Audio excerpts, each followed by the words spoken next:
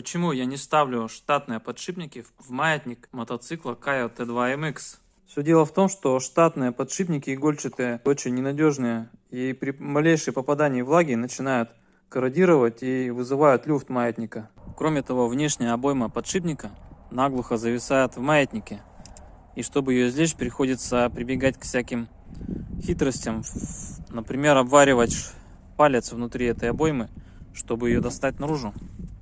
Новые подшипники у нас шариковые, и они не требуют дополнительных втулок, соответственно и люфтов будет меньше.